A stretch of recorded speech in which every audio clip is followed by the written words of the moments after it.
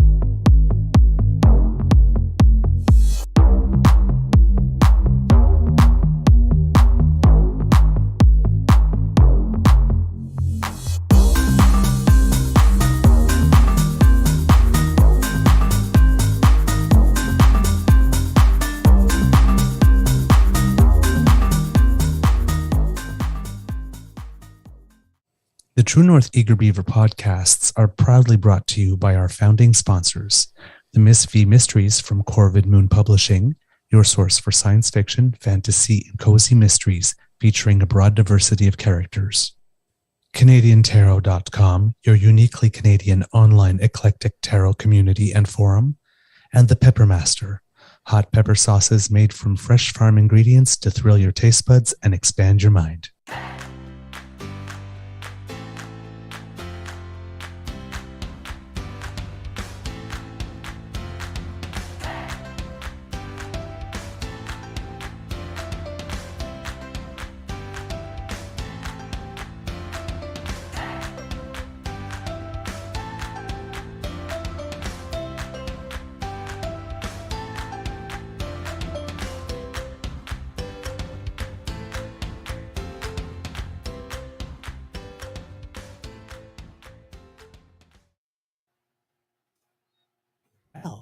Good morning and hello, kits and cubs, and welcome to Season 3 and episode number 200 of the Daily Beaver Morning Show here on the Crier Media Network. Yeah!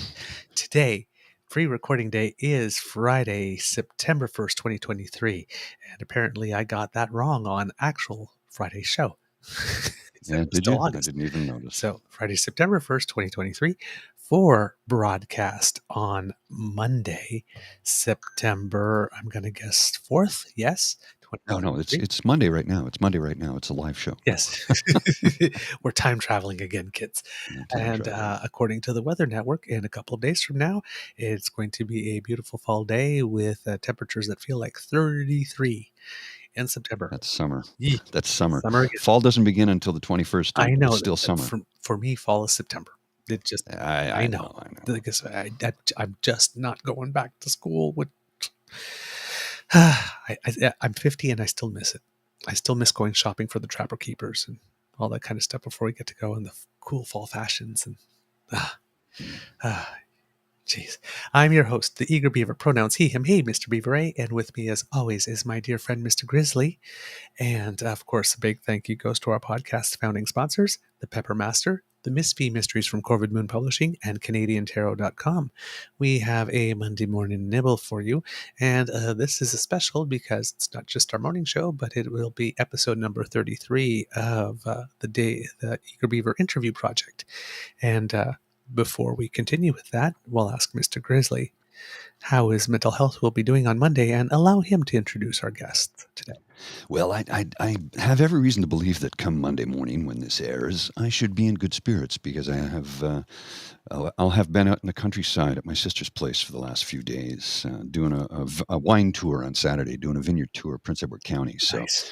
Yeah, I think I'll be in very wonderful spirits come Monday, guaranteed. I Guaranteed. think I will be too, only because my beaver sweetie is going to spend some time with family for Labor Day. And it's very rare that I get a couple of days alone. And considering that the summer has been very busy and I'm a little peopled out, I think I will like having a few days to myself. Of course, the following weekend, the family comes here and then we have to entertain. So, Hmm. but a couple of days to myself where I'll be able to watch all the US Open tennis I want without any interruption. It's like Christmas. All right, Mr. Grizzly. We have a very, very, very special guest. You're the one who brought our guest to the Beaver Lodge. So please provide an introduction. Well, I will in a sec. We seem to have lost connection with her at this exact moment in time. She Oh, was there a few minutes ago, darn. and then her connection seemed to have dropped. She is in the UK right now, on the edge of a soccer pitch, or a football pitch, actually. In the UK, they don't say Woody. soccer, although they do have a program on Channel 4 called Soccer Saturday. So go figure. Hmm. Anyway, yeah, that's literally the name of the program. If you ever watch Ted Lasso and you see them on Soccer Saturday, those are the real hosts of the real show called Soccer Saturday. Oh, Anyway, yeah, she's in the UK right now with her son, who is in a match as we speak. She lives in Yellowknife, though, lives and works in Yellowknife as a consultant there. And we're going to bring her on to talk stuff and life and what it was like to be, emergency evacuated, if you will. Although she was, this trip was planned in advance, but had to leave a little bit earlier than planned due to the wildfires. So, I try and get that insight from somebody who was in that situation, because I've never had to deal with yeah, that, same and here. I don't know. Have you? No, No. do you know anybody who's ever had to do that? A wildfire? No, You know, I don't think so. I don't think I know anybody who's had to evacuate actually for anything. well, I know a couple people now. One, like I said, my colleague in Halifax, just outside Halifax, his house is gone, burnt to the ground. So that hits pretty close to home. And this is my beloved's dear friend, who was, in a somewhat similar situation. Although I don't know. Hopefully she can come back. I'll send her a text message and see if we can get her back here. Stuff happens. What can you say? Technology's great when it works, and it was working for a few seconds, and then I don't know what happened. Let's see. I'll send her a text message here. We're ready.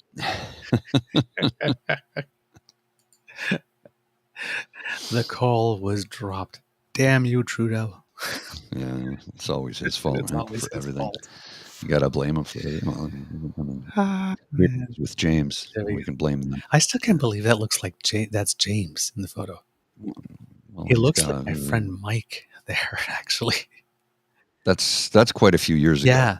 That's got to be 20 years ago, at least. That's at least 10 haircuts ago for Justin. Yeah. Well, Justin has, look, the mustache and the soul patch, along with James with the soul patch, and that's before he was in politics, I would say. Possibly, yeah. Or when he just was getting into politics, maybe. Possibly, yeah. Yeah, Yeah. because that's quite a while ago, that photo. See. Okay, so no, we're still waiting. I don't know what happened there. Hopefully, we can get Roxanne back. I'll just let her know to re-click the link. Re-click. Link to join. I can't spell. Oh, man. Boom. There we go. Okay, so hopefully she can join back in a second or two. This is just, how technology goes. And again, she is across the pond. It's 7 hours ahead there. So what is it, it's like 9 p.m., I believe.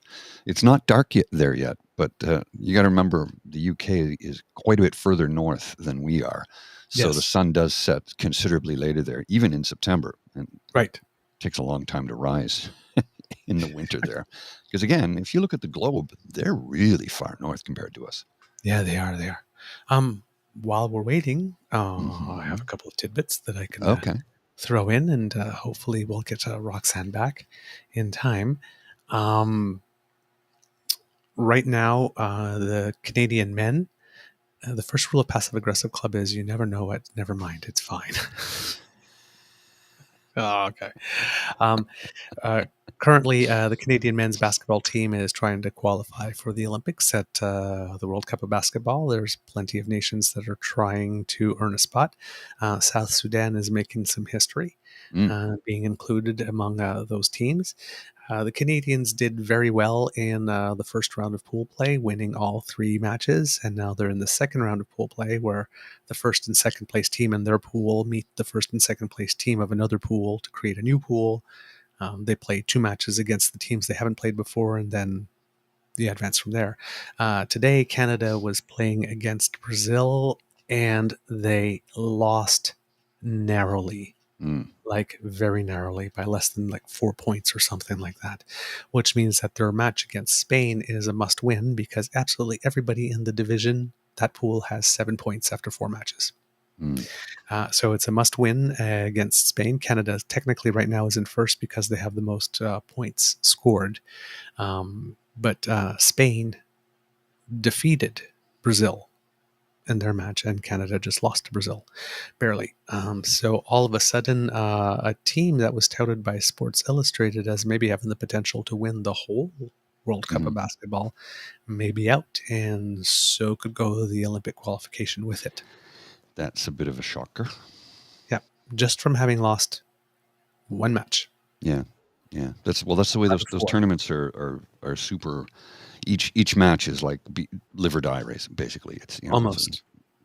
Almost, because I know they were expected to place very high, because they do have a lot of NBA players on that team. Because Team Canada, what's that one school north of Toronto, since the Raptors were formed, that has been funneling kids straight into the NBA. Not even some of them going straight into the NBA, not even going to college first. I'm like, whoa. But a lot of them are just going on to university college ball first, NC2A, and then the NBA, because the NBA is not too keen anymore on taking kids right out of high school. Now, Team Canada played a small tournament called the DBB tournament before it, just 4 nations, and they won that, defeating Germany with 10 seconds left in the final match in order to get it. But we'll see what's going on. But yeah, that match against Spain is a must-win. On another in another sport, the Canadian women's rugby sevens team is going to the next summer's Olympics in Paris.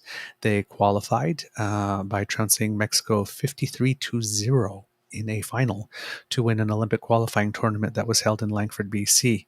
Wow. The men fell to the United States 24-14 in their final, so they will have to win a repechage tournament later this year to qualify for Paris. But the women, well, they're in. So we'll have some people to cheer for, which is very, very nice over there. Let's see, what else have we got for you here while we're waiting? There's we've been talking a lot about the forest fires and stuff, and there's a lot of bad news, but there's one tiny bit of good news that has come. There is a fire chief who had moved from the Netherlands to Canada 18 years ago.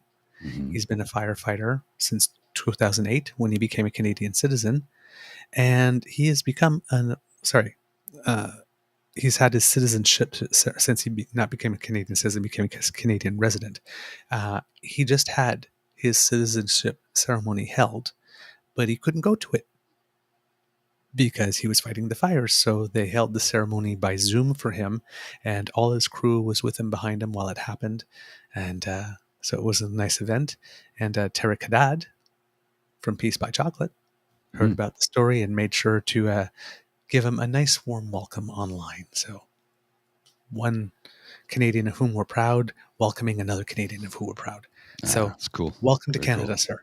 Hell yeah. All right. It seems that we have our guests. Yes, I'm going to try and bring Roxanne in. Let me see. We'll bring her in. I don't know. Can you hear us, Roxanne? There we go. Okay. Camera's off, but that's fine. You're on a soccer pitch in England somewhere. Now, you told me where it was. What was it? Where is it again? Keyworth. Keyworth. I'm not quite sure where that is. It's close to Nottingham. Oh, okay. So yeah, because the sun hasn't set there yet, eh? It has not. No, it's 7:20. Oh, okay. I thought it was a little bit later than that, but yes, because the sun sets quite a bit later because it's a lot further north than we are here in Ottawa. Of course, you're used to late sunsets in the summertime. Yeah. Oh yeah. You live in Yellowknife. I do. Yep. It's a beautiful city. Well, love it. I've not been there yet, and I Oh, it's really gorgeous. do want to come and visit. It's cheaper for me to fly to England than it is to fly within my own country, which is the most bizarre thing. Um, Tell me something though. What when they were evacuating the city of Yellowknife, what? Because I know so Bridget told me you had this trip to the UK was planned in advance, but you had to just suddenly pick up everything and get out of town as quickly as possible. How insane was that? Actually, I actually ended up staying to volunteer. So, but Mm, we prepared as if we were leaving. We were prepared to leave, and then we found out that there's a group of contractors in town that had come together to build additional defenses like fire breaks and water lines on the western side of the city, and they needed some additional help, not just with the equipment and the operators, but with just some office support, coordination, logistics, getting food for the crews and that kind of stuff. So yeah, so my family and I decided to stay. We were all packed up and ready to go. It was quite crazy. Yeah, we delivered various. Our house is in a slightly more vulnerable area, so we packed up all the important things and we brought them to different mm, friends' homes across the city as people were preparing to leave. And then we had started packing up our own vehicle, and we're going to be leaving. But yeah, anyway, when that we were looking to see if there was anything we could do to be useful. We preferred to stay, so that's what we did. So I did that for 8 or 9 days, and then I took they have one daily evacuation flight out of the city for people who are essential workers or mm. volunteers. So I left, and my family's still there. Actually, they've been doing brush clearing and odd jobs and manual labor and stuff like that. That's got to be tough work. I can't even begin to imagine what it's like, to be honest with you. And I worked construction for 29 years, but that's not the same as working in a wildfire zone. Yeah, I And just to be, I don't want to make it sound too heroic. Like the weather actually in Yellowknife, we were quite lucky most days, and the mm, fires when I left were still the worst fire was about 15 kilometers away. They were concerned that it was going to move much faster, and then right. just Yeah. by luck, basically, we got a bit of a reprieve. So Well, thank Mm. goodness for that. yeah. Yeah. Um, Sorry, since you've been there and since you still have family that's there and since communications are down, have you been able to be in contact with your family members that have stayed to know how they're doing? Oh yes, yeah, absolutely. Okay. I think last I checked, the fiber line was still good, but we also have a Starlink at our house, so we're quite well okay. Okay. set up. So we actually would have been fine regardless. Okay. Yeah, no, so that's been good, and yeah, and the support services in town, while they were quite scaled down, there were enough people who either volunteered to stay. A couple of the business owners volunteered, and were able to keep their businesses open at a very, very basic level. So yeah, so I think people were still quite well looked after. They just worked hard. Well, and they evacuated about what 98% of the population of the Northwest Territories. Yellowknife for sure. Yellowknife Mm, for sure. Yeah, the Northwest Territories is actually 33 communities. It's quite, most people probably don't know that, but there are actually 33 communities spread over quite a significant landmass. So mm, we have currently 4 communities that are evacuated, but one of them being Yellowknife, which is the capital, obviously, and right. Hay River, which would be Hay River and Fort Smith are also evacuated, and they're among the larger communities. So it is quite, I think, but I want to say I think it might be 66% of the Okay. population is evacuated, something like that. I don't remember the exact numbers, but I Yeah. think that's it. Yeah. The Because last firm number I heard was 68. Oh, there you go. But after okay.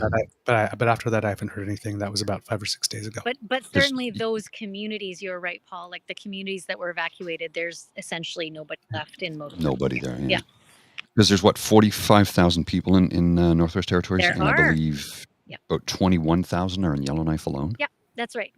For sure the capital has a very significant part of the population. We have some communities that are, 50 or 60 people, right? Like they're quite small, Hmm. and everything in between. Yeah. Yeah, and spread out on over a very large area. Yeah, My and goodness. and the vast majority of them are not connected by road, right? So we Mhm. have Fly some that in. are fly in, fly out, some are ice road only, and some have some all-weather roads of various sorts. Mhm. Mhm. And it's interesting you mentioned that you use Starlink because I'll be using it this weekend at my sister's place because she's out in the countryside. And I have to admit, I was skeptical the first time I heard about the idea behind it, and yet it works incredibly well. It really does, yeah. And I won't tell you how complicated our internet service is where I live. We live a little bit out of the city center. If you live in Mhm. Yellowknife proper, people have Northwest Tel cable. Mhm. It's pretty good, but anyone outside of that range, you have to make your own arrangements.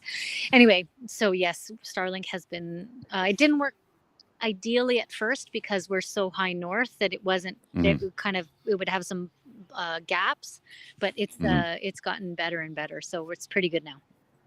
Yeah, they continue to deploy more and more Yep. satellites for that. They're very small satellites, but they cover planet Earth for the most part. Yeah. And the far north in North America and Canada, of course, and throughout Europe as well. It's you get up to Iceland and Greenland and those areas. It's you really gotta you gotta deploy a lot of satellites to cover that space, right? Yeah, So, and it's the angle becomes an issue because mhm. of the kind of the until they get full coverage, the line of sight becomes an issue because it at Mhm. some point what it does as a Starlink, the whole thing moves around. So it's like Mhm. this little dish and it moves around, but occasionally it just can't get a good enough angle to get the satellites. But Right. it's getting better every day. So Well, and it sure beats dial-up, right? yeah. Remember that? Mm, Oh, I don't miss those days at all. neither do So, I. I don't. I your don't like work. the connection sound. I don't miss No, the no, no. connection sound because The it sounded like handshake, yeah. a cat was being skinned alive every time. It's just, why are you doing that? So your work in Yellowknife, can you how much I don't know how much of that you can discuss. I know you work as a consultant, but what can you tell us about what you do? Because I know a lot of it is sort of uh, privacy is of utmost concern. Correct me if I'm wrong. Oh yeah, no, that's a good point. I mean, I wouldn't certainly, name names or anything, but no, I mean, I can certainly tell you what I do. I mean, I feel I'm quite lucky for the work I get to do.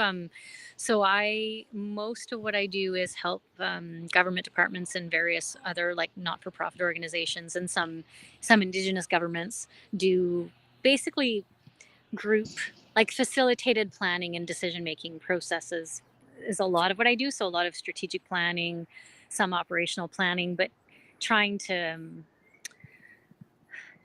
help groups do work that they have the knowledge to do, but maybe not the some of the processes or the formats or the pathway, right? So I do Mhm. a lot of trying to help people do better together, get some focus, and I do a lot of strategic planning, so I'm starting to have a pretty solid process to help people do that. And then I do a lot of public engagement planning and execution. I do a lot of facilitating like large group discussions, things like Mhm. that.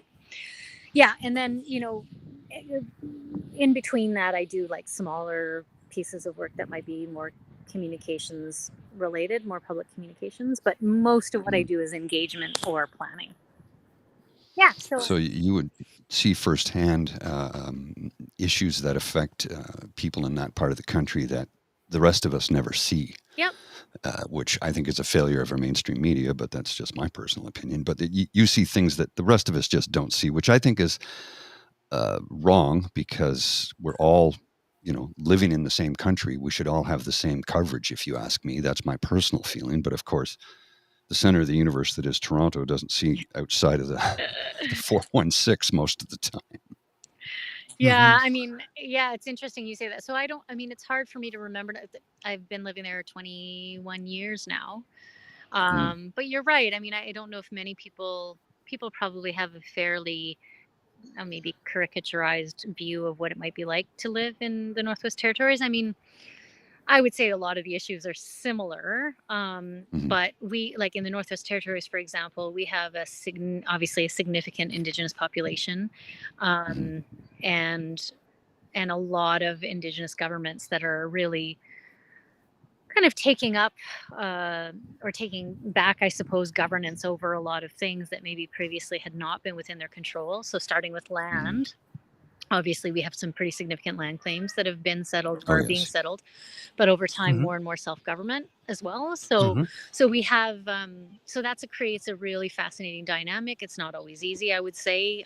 There's a lot of tension between various levels of government, because we still have municipal government, we have Indigenous governments, and we still have a territorial government, which many Indigenous governments feel that they should be just replacing. And so that's complex, because anyway, there's a lot of factors and considerations in terms of whether that would actually work and how that might work, and all the Indigenous governments are at different levels of kind of negotiating these new governance arrangements. So, but by and large, I think that's probably the single biggest political dynamic, for sure.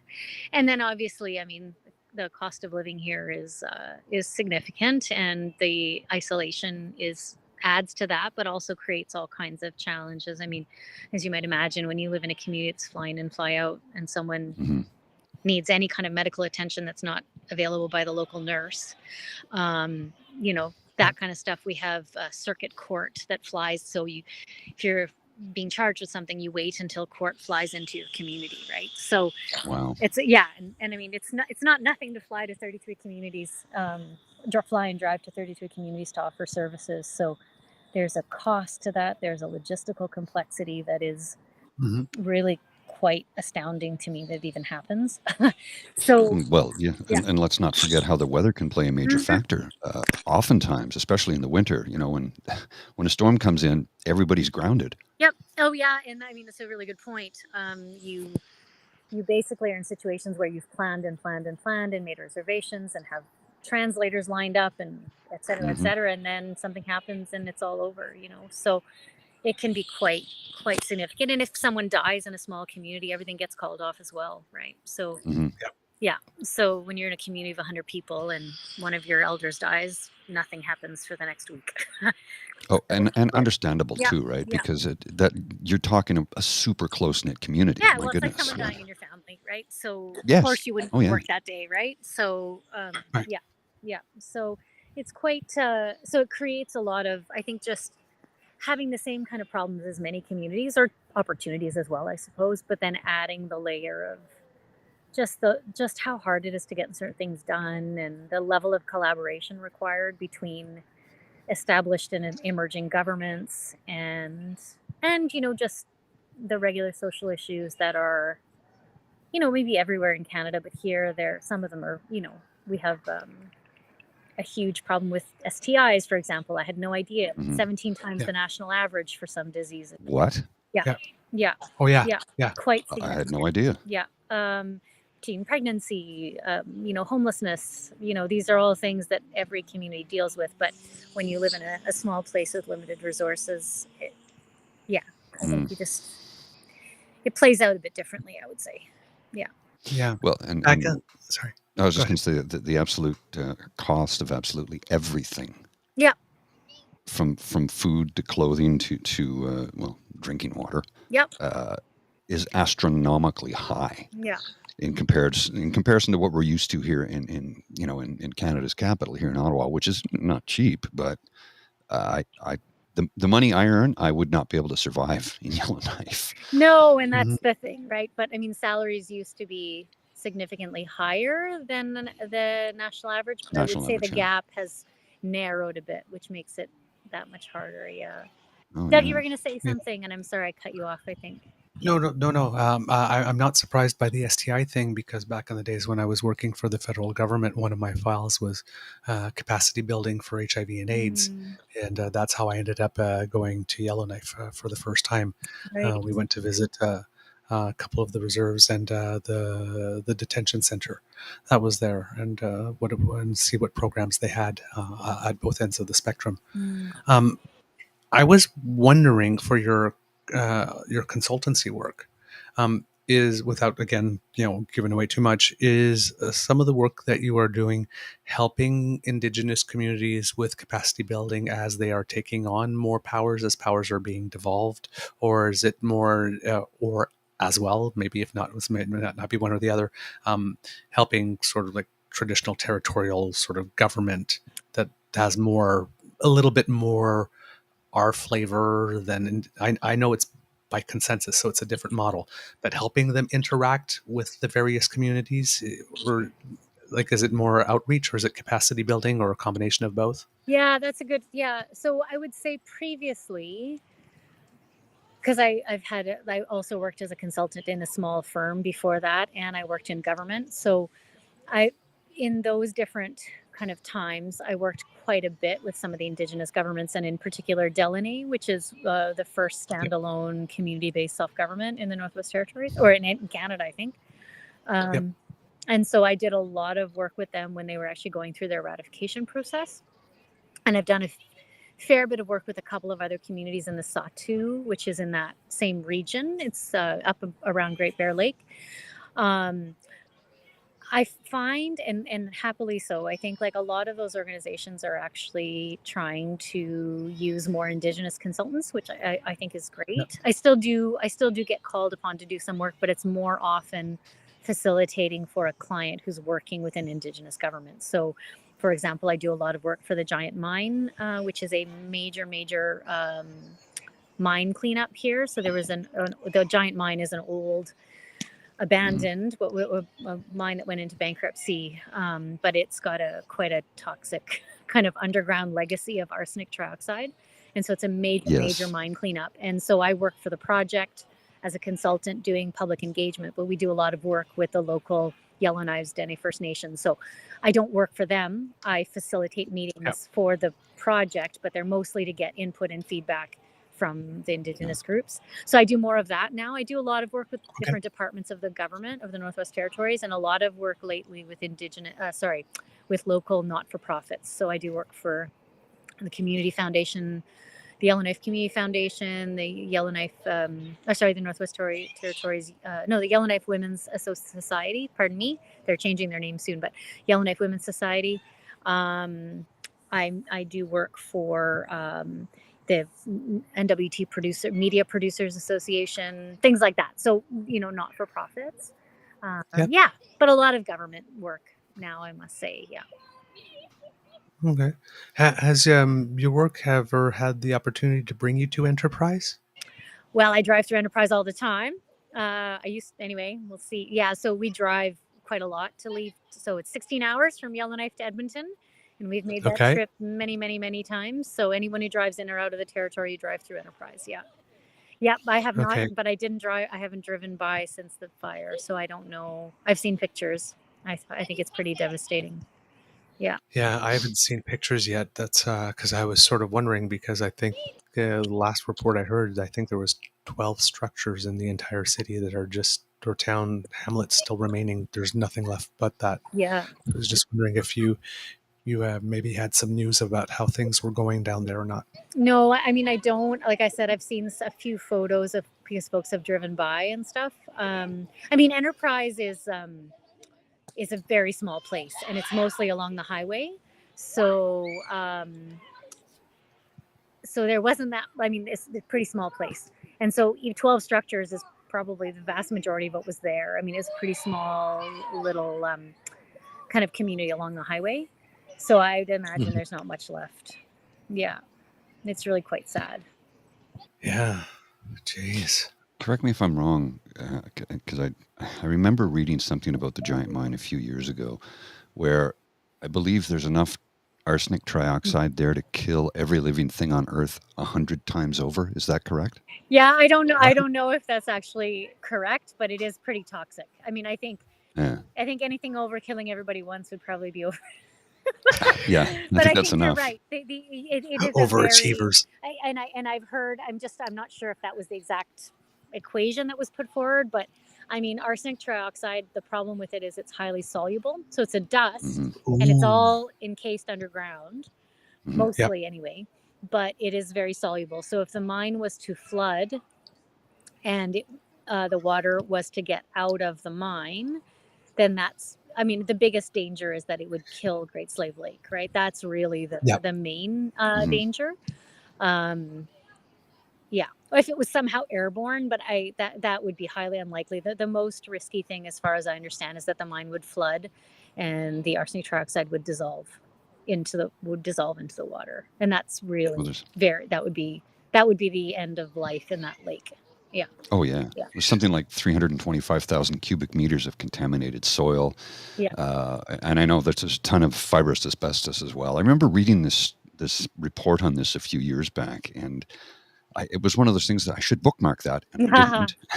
Yeah, So trying to find it again, but the way they described it was like the problem there is bigger than anyone cares to talk about. It's a massive issue. It is a And like you said, if massive it became soluble, Yeah. that's it. Say goodbye to that part of the world. Yeah. It will be uninhabitable. Now to be fair, like the project, so that problem was obviously created by the former owners. Long story. Federal government has now inherited, but they've spent, I believe the latest price tag is $4 billion. They will be spending $4 billion cleaning it up. Not cleaning it up, because some things will have to be left in place, but certainly remediating it. So there's an enormous amount of work going on site. And what's interesting, so there's a lot of it's a huge site. There's a lot of equipment, a lot of companies working there. And during the fires, to protect from the fires, the mine actually 32, I think 26, anyway, water cannons and some of the piping and hosing was actually removed from the site that they used for dust suppression, and it was used all along the defense line. And so the project kind of basically helped out, right? So they provided equipment, Okay. and a lot of the equipment that was on site has been taken off site to create the fire breaks and all that kind of stuff. So, I mean, in a small way, the community has benefited from that work going on that way. And it's also obviously bringing in quite a bit of money into the community as a project. So, I think it is an awful legacy.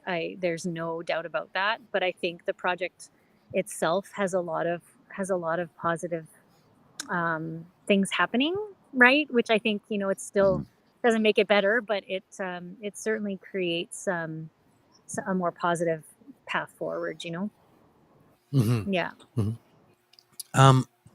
From where we're watching down here, it seems like the Premier, Carolyn Cochrane, is doing a pretty amazing job handling things and advocating for the community, particularly with the federal government. And she's kind of upset at the lack of infrastructure and how things have been neglected, which made evacuation harder and made the reentry plan, because it was a 5-phase reentry plan that's currently on pause for Yellowknife at the moment, because the weather has switched a little bit.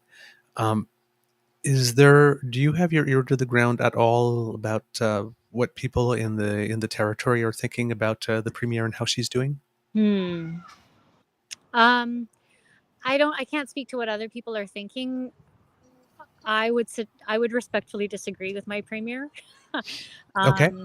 I mean, of course, everyone needs more money from the federal government. Of course, there's never enough money to go around, and I would never argue that we have enough resources. But I would say that it's important for us to remember that virtually everything in the Northwest Territories is currently funded by Canadian taxpayers.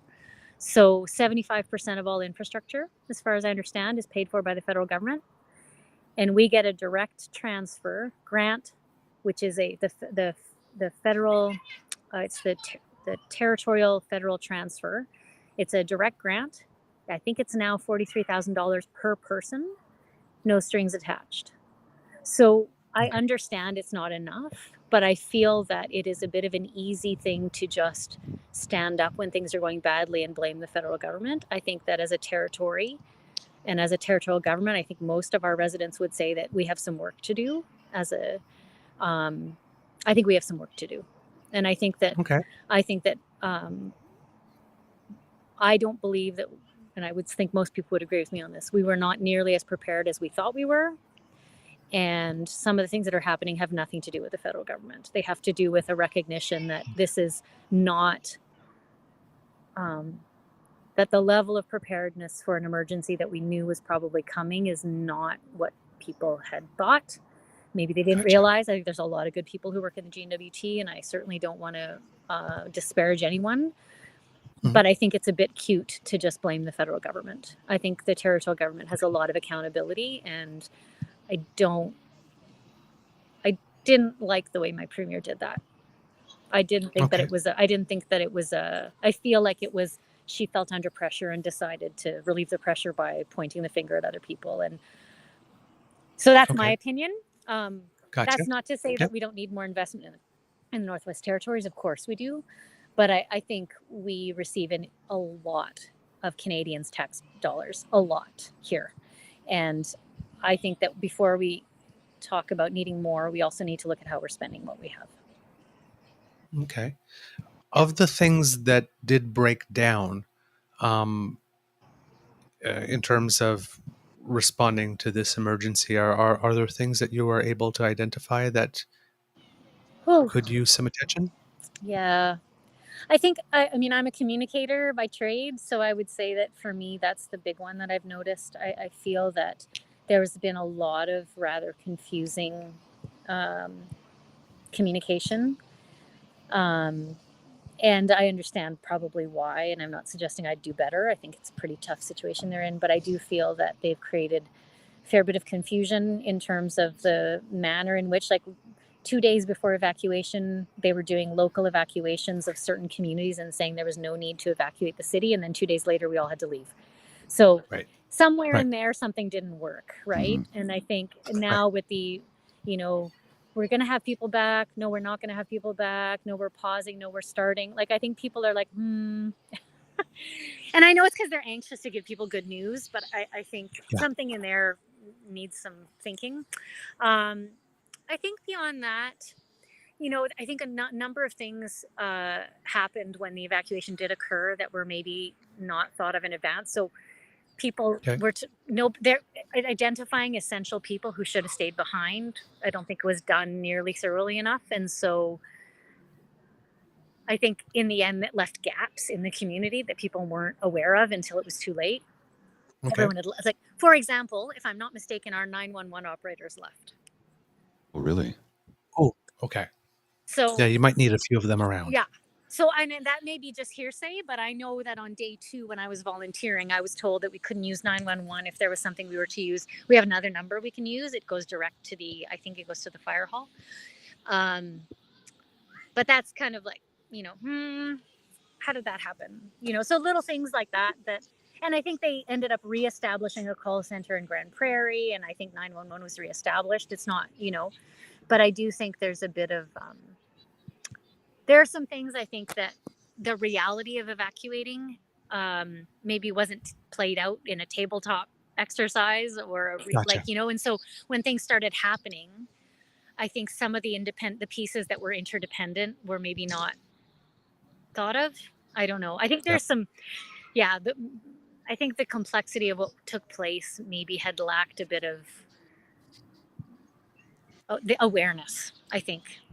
But that's from the outside, and Lord knows what they were dealing with. So I try to be a bit cautious about that. Yeah. Well, I can see that. I mean, if you have a territory that's that large, and you're evacuating about 68% of the people out of it, even if most of them are coming from one area, if you only have one road out and the fire's near the road, I mean, that was one of the challenges, right? They had to evacuate people while the road was available. I think they started to realize the road was actually in more jeopardy than they realized. I mean, I'm assuming I have no intel into the GNWT and what was happening at all. I volunteered for the city, and not even directly for the city, but for the contractors who were building the fire breaks. So I have no inside knowledge. I can only observe a few things. But again, I try to be a bit cautious because I have no idea what people were dealing with, and I can't imagine the stress levels they were dealing with as well. So, it's certainly not to be critical, but I hope that the outcome of this is reassessing some of the assumptions that our emergency planning is probably based on. I can see that. Yeah, that would be useful. Yeah. That would be useful in general. It would have been useful for the pandemic too. I don't know if that exercise is being done. Yeah, and I think some of the things they're doing probably are improved by the fact that they did learn a lot through the pandemic, I'm sure. Certainly that phased return approach looks very much like the way they came out of the pandemic. It's very, very similar messaging, very similar approach. So I think that's probably something they took away from that. Okay. Yeah. Interesting. Do you have anything, Paul? Yeah, well, just sorry, I found the article. Oh, did you? From years ago. There you go. I found it. Yeah, it was from 2014 from Global News, and it was featured on their program called 16 by 9. It says there's 237,000 tons of arsenic trioxide stored underground. There's probably enough to underground to kill every person on the planet a couple times over. Yeah. It's 0.1 of a gram, so less 0.1. Yeah. So like 100 milligrams is enough to kill a human being, and there's 237,000 tons. So yeah. It's a really big problem. Yeah. A really big problem. Now, it turns out they extracted about $2.7 billion worth of gold from the mine, but it's going to cost, well, they've already spent $900 million plus, and there's more to come. So the way they want to remediate it is they're going to freeze everything underground, but they're not going to spray it with water. What they do is they bring in pipes and do it like they would a hockey rink to keep it frozen and in place. The concern about the wildfires was what if water used to put out some of the fires gets into that, and then it gets into the containment storage facility, which is just a mine underground, and then becomes, like you said, soluble and into the local water supply. It'll kill everything. Yeah. However, the reason that won't happen is because they're still running water pumps. So mines don't flood because they have massive pumps that collect all the water and treat it. And so so people aren't too afraid, one of the reasons that all this is being done is that over time they have to adjust the pumping. But right now, any water that gets into that mine in any way is collected and treated, and it's treated. The new water plant they're building will treat the water to arsenic levels that are allowed for drinking water. So it will be a very, very high bar. It's not that right now because it's an older water treatment plant. It's still quite it's quite a process. They treat it for arsenic trucks. They treat it for arsenic, and it is treated. So they collect all the water on site, all the water in the mine. Sorry, the mine pool is pumped and treated. So it's all very. It's a big process, and it costs a lot of money. But that's what's happening right now. But I agree with you. They can't get into the lake, and that's the main because they are not removing it, because that would be also very, very dangerous, because then you're creating all kinds of opportunity for it to be released. And so they are. You described it really well, Paul. They're basically building a great big frozen block shell around the two, or sorry, I can't remember how many chambers there are that have some in it. 11, I think. Yeah. But sorry, go ahead, please. No, that was all. Oh, but if they're trying to freeze it and keep underground as the temperatures are getting warmer and warmer, no, they put in pipes. Yeah, as if you were making a hockey rink. So cooling pipes to keep it frozen. Yes. Okay. Yeah. So then, good. Okay. So think of it as a giant rink. Okay. Yeah, because the temperatures were hitting above 30, and we've been hearing in BC that since the ground was so dry and the fire was actually burning like X number of feet underground, burning the root system and whatnot. I was just wondering if it gets that hot even underground and fires can burn. Yeah. Has anybody factored into keeping that cool? The deeper you go, the warmer it gets to begin with, right? Yeah. As well. So yeah, they're this is being. I'm not trying to panic anybody. Okay, this is being taken very, very seriously because it is serious. It's just unfortunate that that the company that started the mine did all this damage and then walked away from it effectively. Yeah, there's actually there's a movie about it. Yeah. Yes. Yeah. Oh, really? Yeah. Yeah. I think it's just called Giant. What's it called? Oh, okay. I think so. I can't remember now, but it's a documentary. Yeah. Yeah. Well, there's an article in The Walrus from May 2022 said, "Arsenic and gold, my family's role in the poisonous legacy of Giant Mine. Could my grandfather have done more to stop the dangerous dust that spewed from the mine for decades?" I'm sure many people it's The Walrus. That. Yeah. Oh, yeah. TheWalrus.ca /giant-mine. for anybody interested. Yeah, So, yeah. Giant Mine TV. Is that it? Yeah, TV movie 1996. Yep, that's probably it. Yeah. And, describes CBC's dramatic account of the tragedy of Yellowknife's giant mine, in which 9 miners were killed during a bitter labor dispute. Oh yes, that's right. And there was also, that's right. So there's a whole other part, which is there was an explosion set off. This was when the mine was still operating by a disgruntled mine worker. Employee. Yeah. Wow. Yeah. Well, Giant I never Mine was knew this. basically what built Yellowknife as well, right? Certainly it was a big, giant mine. There's also another mine called Con Mine, different processing of the ore, but yeah. Yep, there was a lot of gold mining here, yeah. And now it's all diamond mines, Diamonds, right? not quite in Yellowknife. They're in a slightly different area, but yeah. Yeah, everything brings gets a lot processed of money through. into the territory for sure. Oh, yeah.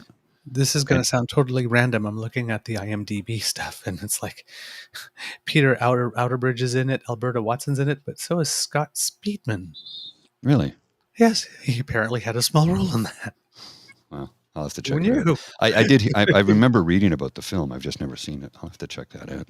And one of the things I do want to do before I shuffle off this mortal coil is make my way up there in the summertime to have a visit and get to meet you in person, of course, but also because that's the only part of Canada I've not explored yet is the most northern part. And I used to live in Cold Lake, so I've been somewhat north, but not real. Cold Lake is south when you live in Yellowknife. Yeah, right? I don't know. It's pretty far north. It is, but you know what I'm saying. I haven't been to the Yukon, and I want to go to Whitehorse. I want to go to Yellowknife. I'd like to go to Inuvik, Iqaluit. These are all places I want to see, and hopefully I'll get to do it someday. But it's so expensive to travel there. Yeah, it is expensive. If you keep an eye out, I mean, it's anyway, as we do, we keep our eye on the seat sales. That's for sure. Mm-hmm. Yeah. When I got to go, it was June 22nd. Oh, nice. It was the day after. And it happened to be Pride in Yellowknife when I was there. Now, we're talking about 20 years ago, so I'm not sure if Pride has gotten better or bigger. But when I was there, Pride was cake in front of the post office at noon, free community swim for everyone. Yeah. And then there was a silent auction and dance and potluck at the ski lodge, where the mosquitoes we were dancing with were bigger than some of the people. Yep, that sounds about right. I don't know if it's changed that much. It's quite a big event. Yeah, we have a great kind of Pride community, and it's a really wonderful mix of people in Yellowknife, I have to say.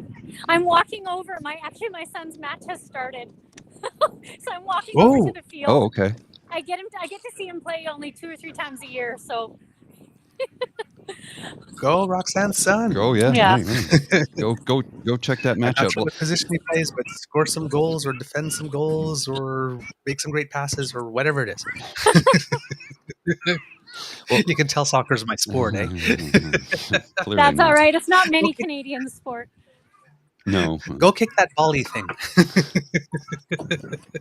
All right, we'll let you go, Roxanne. Thank you for your time. Really do appreciate it, because I know that you are in the UK right now, so this has probably cost you an arm and a leg in data. I have no doubt. So thank you for the time. Lovely to talk to you guys. That was great talking with you. Yes. And we'll have you back sometime when you get back to Canada and you get settled back in at home. Maybe we can have a chat with you to see, get us a report on how things are in Yellowknife. You can be our northern what's the word I'm looking for? Correspondent. Thank you, correspondent. Yeah, I would love to do that. I would love it. Okay, we'll make it happen. We'll make there's it happen. elections coming too. Yes, there is. There's elections coming. That's right. So. Yeah. Okay, we're gonna let you go. They're gonna be delayed because of the fires, though. Oh yes, yeah. Yes. Yeah, they've already announced they'll be delayed. I don't know if they've set a date yet. Yeah, November 8th, I think. Oh, there you go. You're better on the news than I am. See, I've not been paying enough attention. All right. Well, you pay attention to that match for your young man there, and we'll talk to you when you get back. Take care. Lovely. Thanks for coming Thank you by. so much, gentlemen. Thanks for your interest You're in welcome. the Northwest Territories. I love it. Oh, thank you. Thank you so much, Roxanne. Take care. Thanks. Have a wonderful trip while you're there, and a rest. I hope that your mind is somewhat at rest given all the turmoil. Yeah, Yeah, I know yeah. I'm trying to focus on all the good things. There are lots of good things. So Indeed. Okay, bye take care. now. Thank you so Bye-bye. much. And a gentle correction on myself. The election will be November 14th, not the 8th. Okay. 14th in the Northwest Territory. So, it's a 6-week delay brought about by the wildfires, forcing the evacuation of multiple communities, of course. As we mentioned on the show earlier today on Friday, there's 22 communities in the Northwest Territories that don't have a road out, and there are 33 communities. So that's And now we got the overwhelming majority of a them. convoy of ignorance heading up there. You can't tell me I can't drive up. Just watch them. They'll tell you. So the new date was decided by MLAs on Monday. They unanimously passed the legislation moving the election from the 3rd to November 14th. Quote, the writs will be issued on Monday, October 16th, officially opening the nomination period at 10 a.m. on that day and extending it to the following Friday, October 20th. A statement issued by Elections Northwest Territories on Monday read. Frame Lake MLA Kevin O'Reilly, who said he doesn't plan to run in the upcoming election, said it was not possible to hold fair elections given around 70% of the territory's population are currently affected by evacuation. Quote, I don't want the election prolonged any longer than necessary, he said, also raising concerns that the territory's wildfire season could continue into October. Territorial elections don't involve political parties. There are 19 districts, and successfully elected candidates then choose a premier and cabinet from among their number, and they use a consensus-based model to run the government there. Had MLAs not agreed to delay the election, a staggered election running for up to 3 months could have taken place to work around the issues of some of the districts being hit by wildfires, but they decided to delay the whole thing in that case rather than doing staggering. And that's from cabinradio.ca. If you want to get a little plug into what's going on to the NWT, that we'll let you do. And the journalist there, we're going to give some props there. His name is Ollie Williams. Cool. Because I'm sure that journalists from up there don't get a lot of national exposure and some props. So thank you for that coverage, sir. Indeed. Really appreciate it. Yeah. And Emily Blake contributed reporting to the article as well. So yes, quality journalism. Thank you very much. We need more of it. Indeed. Yeah, that's an incredible discussion. She seems to be relatively calm and poised, considering. But yeah, that's a lot of stuff going on. That's a lot of upheaval, and especially when you're not even at home, but they had plans to be across the ocean, right, when all this happened. So yeah, it's like you said, you haven't been through anything like that. I've never been anything through like that. The worst natural disaster I've been through was the ice storm, and where I was staying, we didn't even lose power. So I can't even begin to imagine. I can't even begin to imagine. But our thoughts are definitely as cold comfort as it is. Our thoughts are with you, and we're hoping that by bringing you some information, we can help this go a little smoother. A little bit. There's not a lot we can do from here, but we'll try and do what we can. Yeah. That's it, right? If you're limited, you do what you can, and hope that that's enough. Mr. Grizzly, do we have a show? We do indeed, sir. All right, kids. That's the end of this episode of the Daily Beaver podcast. We hope that you love listening to us because we love making this for you. We really do. Remember that sharing is caring and word of mouth is priceless, so let your peeps and your poops know about us. Because democracy is something that you do. First of all, if you're in Ontario, buy membership to the Ontario Liberal leadership race and make sure that a candidate that is not beholden to developers and that can defeat Doug Ford will win. Please write to your media, your senators, your MPs, write about any of the things that you want going on, better media attention to stuff, the government to go harder at the Conservatives to find out what their association with Mike Roman is, or if you want to let your MP or your MPPs or your MLAs know that you are concerned about what's going on in the North and that you want full support from your elected officials to make sure that the North gets what it deserves and what it needs in order to get back on foot, that this is a priority for you and that it's a voting issue. Please let them know. If you like this podcast, you can find us on the Crier Media Network, as well as all Beaver Grizzly friendly platforms. Stars and reviews are greatly appreciated. So please be generous. I was trying to mix both of those words, say they're greatly gratiated or something. We love to hear from you, so reach us on our Facebook at True North Eager Beaver, our Twitter feed at True Eager, or by email at truenortheagerbeaver@gmail.com. Or you can subscribe to us via the pod page, sponsored by the Rail Girl, at podpage.com/the True North Eager Beaver. That's lowercase letters with a hyphen between each one of those words, and we will come to you straight as soon as we have something off the bandwidth for you. And if you get that squiggly right under my chin there, that's the QR code if you're watching with your cell phone, and you can do a little scan on that to subscribe. And since you're already subscribing, well, why not make like Elaine and subscribe to our True North Eager Beaver Media Incorporated YouTube channel? That helps us out big time. There's 3 buttons for you to smash with there: like, subscribe, and share. So please hit all 3 and get the word out. And thank you so much for that.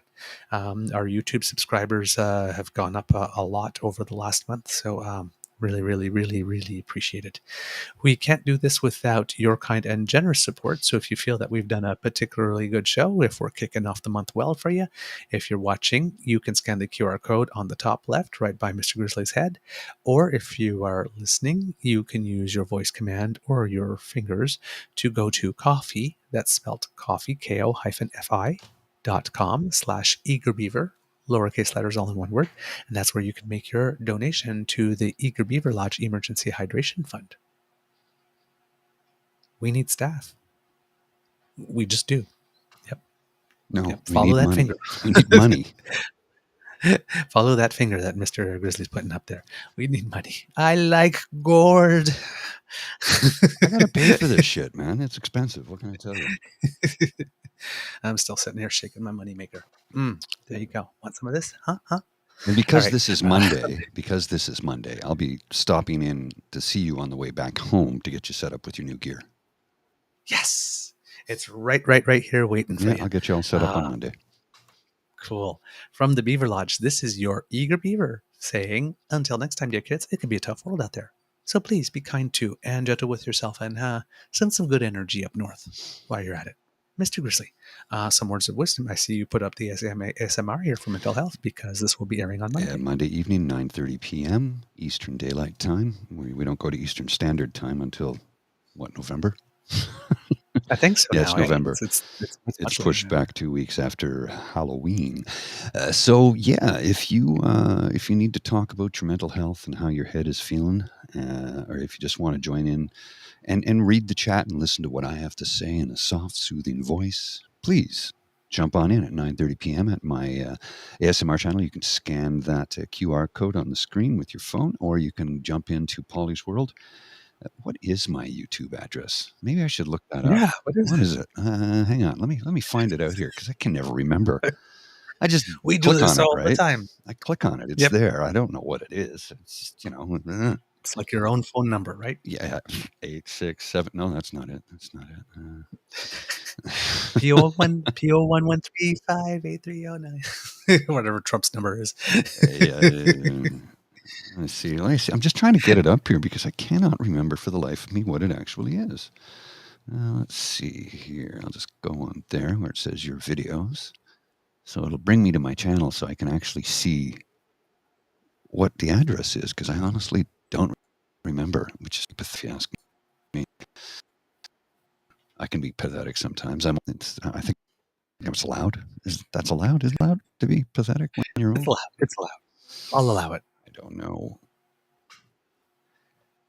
PO1135809. Okay, thank you very much. I could just see. I'll go here with the share. What is the? Where's the share button? I don't see the share button. Well, you know what I'll do here? It's Polly's World at Polly's World 2005. So that's my YouTube channel. Yeah, you can go there. You can find it. That'll be my ASMR YouTube channel where you can listen to me talk about mental health issues, and I do it in a soft, soothing voice. From the Beaver Lodge, this is your Eager Beaver saying, until next time, dear kids, be kind to and gentle with yourself. Mr. Grizzly, words of wisdom? That was it. Tune in tonight, 9:30. The words of wisdom is your show? Okay, I thought that was just a promo. No, so I was no, going to give you another crack it at was a promo, but for actual words of wisdom, if you're having a difficult time with your mental health, All right. surf on in, and I'll do my best to try and calm and soothe you. So the words of wisdom was a shameless self-promotion. But it'll help you. It'll help you. All right. Mr. Grizzly, roll them credits, please. You are listening to a True North Eager Beaver Media Podcast.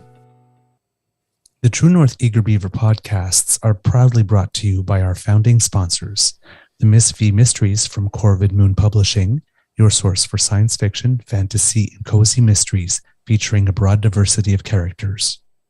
CanadianTarot.com, your uniquely Canadian online eclectic tarot community and forum, and The Peppermaster, hot pepper sauces made from fresh farm ingredients to thrill your taste buds and expand your mind.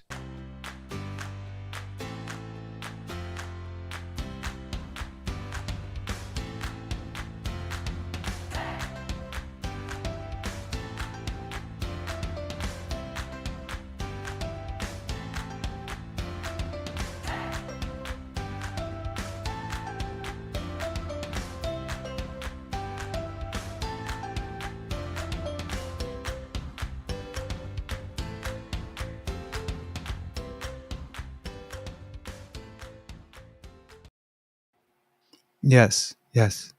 Okay, I'll make sure to get right on that. Okay, thank you. All right. That was the boss, Alistair McBear, calling from the Ottawa Beaver Lodge.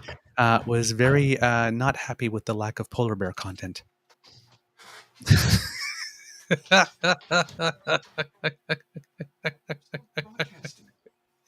Hey, the boss wants representation.